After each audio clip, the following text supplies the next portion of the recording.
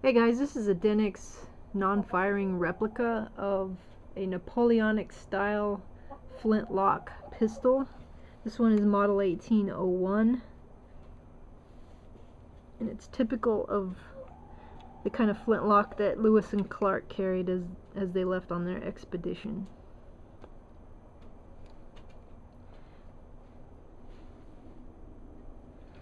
This rod is not removable.